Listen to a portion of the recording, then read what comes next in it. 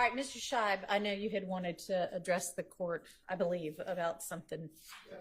So, yes, Bench conference? if you wanted to be, sure. This doesn't have to be with everybody. Well, yes, it does, as far as I'm concerned. We're not doing that again. Well, it's something personal. Okay? Personal about you? I've been doing this a long time. I've never had anybody accuse me of lying. I'm not going to go over what happened yesterday, but I don't come to the court and lie.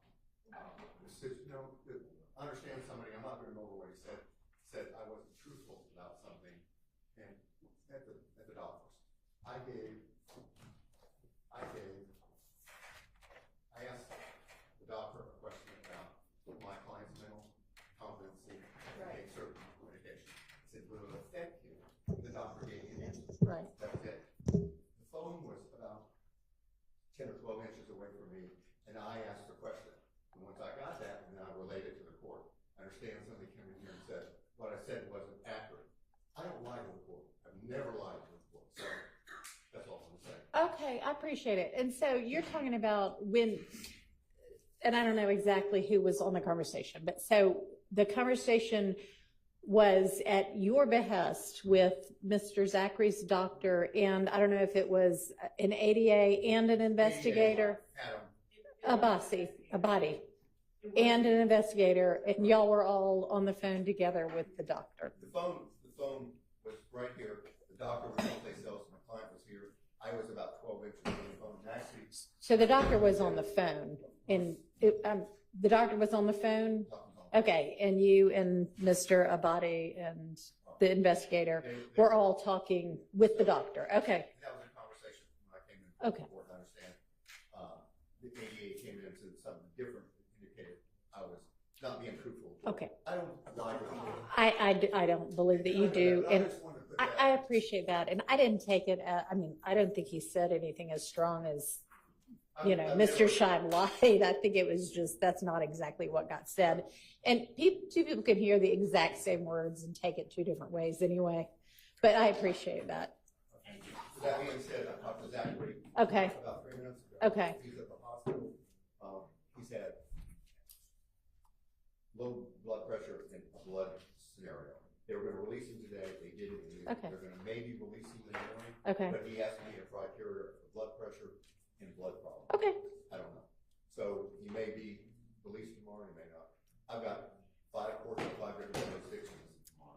So have you filed a conflict? No, all those are like trial calendars, cases 3 or 4 years old, trafficking and different things. This is, I'm an attorney for a witness. Right. I know. So I think they take precedent. I'm trying to put this in. I mean, I would be happy to, given the circumstance of your particular client and the request that, he not be held anywhere and that he get this over as soon as he possibly can. I am happy to communicate with the courts if you'll let me know and see if they can. We'll see what we can do. I've been here all day, every day. Yeah, I know. Get it done. I know. I know everybody else does too. I know. What I was going to ask for under 601 is have a hearing to deal with his competency. I think it would be something short as to mental competency because he is on drugs. He is on Dilaudid, and so under 601, the court. Well, I don't know what he's going to be on when he gets released. Can't read without he's a painkiller. He's on Dilaudid. Okay, lots of people, and I don't mean to interrupt you, but lots of people can take and do take painkillers every day, and depending upon what it is and the amount and what have you, it treats their pain. It doesn't necessarily make them incompetent or unable to do things. So, I mean, if I am presented with something that makes me believe that there is an actual issue as to his competency, then certainly I can entertain that. But that can only be from him testifying, number one, to that issue. The other issue, he doesn't recall. This is 10 years ago. Well, he may or may not, and he'll just have to say that on the stand. I mean, And then also we deal with scenario of immunity. We want transactional immunity. Well, that's something between you and the state. You can order him up there. I'm not arguing about that, but he's not going to testify unless he gets immunity. Because he was an unindicted co-conspirator in reference to this stuff, and he did prison time. Have you talked to the state about any of this? If I may, Mr. Schieb has talked to me, and what he has said has nothing to do with concerns about a legal exposure. What he has said has to do with fear and not fear. It has to do with fear and his client's desire to not testify. Period. You see, I didn't know until yesterday. Excuse me, can y'all mic up? Can y'all use the microphones? Yeah, just walk back to the podium. You'll only be 3 feet further away, and then they can hear. I'm sorry. It's okay. I didn't know until yesterday he was part of this 10 years ago. I did not know. He did prison time, but I didn't know that he was part of this.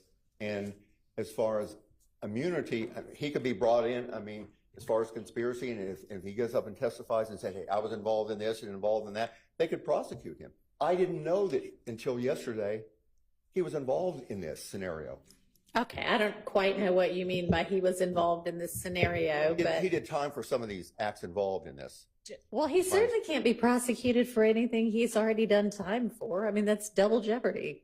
Well, And you're, I don't know if, as far as conspiracy to commit murder and everything, I don't know what he was prosecuted for entirely. All I right. just found out, and the family has told me more today.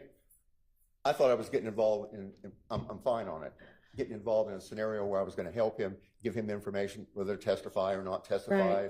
Right. But it turned out to be, and that's fine. I like this. It's a lot more to it. So I have to protect him. I understand. So, I mean, Judge, I don't have any problem doing that, but I just do want to make the record very clear for a couple of things. I don't believe that Mr. Schieb has, and I don't think that the court entertained it, so it may be worth nothing, but the competency Mr. Schieb doesn't have, I don't believe, maybe I'm wrong, standing to assert regarding competency, a hearing regarding competency as far as this person as a witness. But second, given, I don't know what all Mr. Schieb knew, but given the comment, given the communication between Mr. Zachary's father and our office, right. I don't know how, and given what I was told, not yesterday, but I think day before yesterday regarding what Mr. Zachary would and would not do and why, I don't know that I don't know how that there was no knowledge of what his involvement in this was. There was specific commentary, and I'm not saying that. I don't know either. But I mean, Mr. Schieb's right. Based on the way this case has been indicted, even, I mean, the RICO count seems to be something that if the state wanted to, they could indict anybody on who had any involvement in any of the crimes, even if they've already been, I mean, I don't know that, you know, at least be indicted. Whether it would hold up or not, I don't know. But so, Your Honor, as in as much as there is a concern, I assume that there is a concern regarding Mr. Zachary, I don't know, implicating himself in something that he could get indicted for. We don't have any problem asking the court to compel his testimony pursuant to the same statute that we have had to compel others. We don't have any problem doing that. all right, well, it sounds like y'all might need to get some sort of an agreement in place between yourself and Mr. Schieb. Definitely like something in writing. I mean, that's basically what you're saying, Mr. Schieb, right? Is that he? Part of the situation. And also, I think I ought to make Mr. Schieb aware. I just want to make sure he's aware that part of the requirement for that statute is that he not commit perjury on the stand. And Mr. Zachary is currently on probation for a long period of time. And so I'm going to put that out there. That's it. All righty. Well, Mr. Schieb has been a defense attorney for more years than probably he can count anymore. and a good one, a highly experienced one. And so he'll be able to advise his client as to all of the, potential drawbacks and dangers and what have you of such an agreement. Not a easy, clear-cut scenario. We're going to wade through some things. Okay. Okay. So Thank you. we'll draft up that document. Okay, but considering that it sounds like it may be as early as tomorrow morning that, I don't know. We'll have that. Doesn't sound like anybody knows yet. It's a developing kind of thing about when he might be released, but y'all need to get on that. So we'll have that drafted this afternoon for Mr. Schieb to review. And Mr. Schieb, if you want to communicate with my office about wherever we might need to be able to talk to other courts about your presence here. I have a simple way of doing it. If you issue an order me back into your court tomorrow, that'll You know what? If you want to draft one up, I will sign it. Okay, that'll be great. We'll send it over And to you in a couple hours. Great. You've got all of the addresses, right? Okay. I'll see you tomorrow. Thank you. All right. We need anything else from Mr. Schieb? Anybody? I don't need anything from him. If the court would indulge me what I asked right before he came in, because I have the next witness and I don't want to. Because during the whole entire lunch break, you didn't go to the bathroom. Well, Okay. Thank you. Okay. Well, go ahead. We've got Ms. Hilton now. All right. Anybody need to bring up anything before we get the jury in and start with our next witness? Anybody? No? Okay. So we got yet another motion in limine. The people at Mr. Steele's firm are working full time on filing motions in limine. It's very impressive. So motion in limine number 59 is about potentially excluding certain portions of a interview with Mr. Zachary from March 3rd, 2017. And I was trying to find, I've got 2 of his interviews and March 3rd doesn't seem to be one of them. Is this one that we went over? Yeah, we should have, and his 2 are August 5, 2015, Your Honor, and then March 3, 2017. Okay. Well, I don't know why I have April 13th, 2017 written down, but I do. But it's the other one the only one from 2017 is March 3rd. Okay. Yes, it might be the transcription date in April. Okay.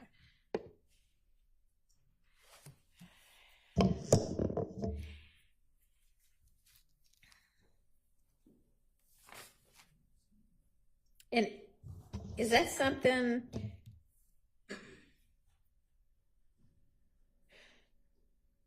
So if it's the bottom of 124 through about halfway through 127, my notes say that the state, well, all my notes says is okay, but what that meant in my shorthand was that the state agreed that they weren't going to utilize that.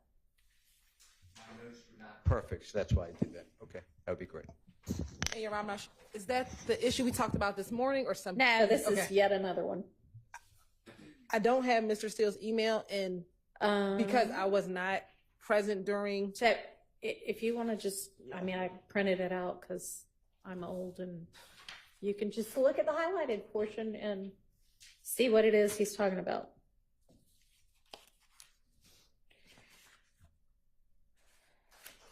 And I've got a copy of the transcript up here if you need quick access to that.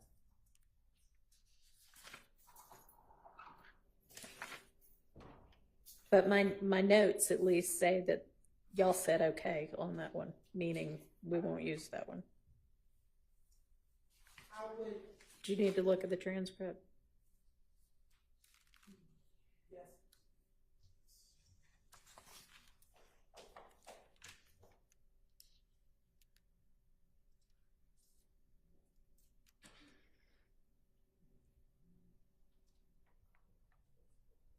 Because at one point on 126, he says, that's what I assume, that's what I heard.